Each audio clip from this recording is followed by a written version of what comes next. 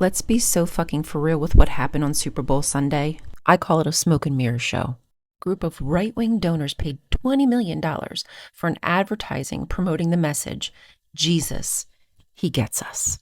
Those commercials weren't for Christians. It was to piss off, distract, and frustrate the rest of the country. It was an intentional, salacious waste of money to wave their wealth in our face while claiming a message of peace and love. And meanwhile, the group has ill intentions. They don't believe in marriage equality. They think that queer people are sinners. They don't believe that women should have autonomy. This nationalist Christian group is knee-deep in our government trying to help write discriminatory laws. They were hoping to incite the typical Christian reactionary behavior when they feel they're being persecuted, when in actuality, we're just trying to hold this group accountable. Jesus stood for equality across the board, and it is exemplified in his relationship with somebody like Mary the Tower or others who were ostracized from the community. The situation is reminiscent of the Roman government tactics of using bread and entertainment to manipulate its citizens and keep them distracted, especially considering this group's plan to contribute $1 billion towards more advertisements, commercials for Jesus.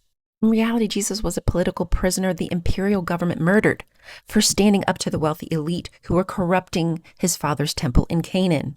He famously flipped tables in the temple, not only because the faces of pagan gods were on the money, but also because it had been turned into a den of thieves, a snake oils salesman convention. People were being taken advantage of, among other atrocities. Jesus was very vocal about his opposition to the occupation of the Roman government in his land. He antagonized the wealthy political elite to the point that he was put to death in a manner that was reserved for criminals, a very humiliating way to die. If the people wanted him dead, they would have stoned him, according to the law. The affluent investors who are spending billions on Jesus, he gets us, advertising, don't care about his message. They are just using it for the power and control. For instance, Hobby Lobby has earned their money through exploiting low-wage workers while also participating in illegal activities like selling Dead Sea Scrolls that are spurious.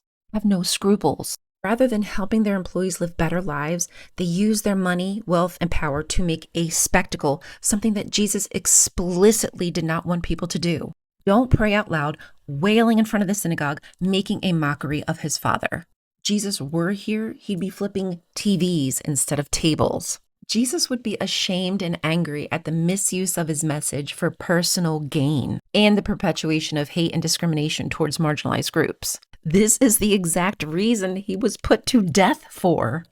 These wealthy investors don't get Jesus and are mocking his teachings by promoting empty words on a global stage. Bread and entertainment to distract us from what is really happening to our country. We have ecological and economical catastrophes on our hands, and the country is worried about what was Rihanna's message. Give me a fucking break. If you want to know about the real Jesus, the rebel Jesus, I got you.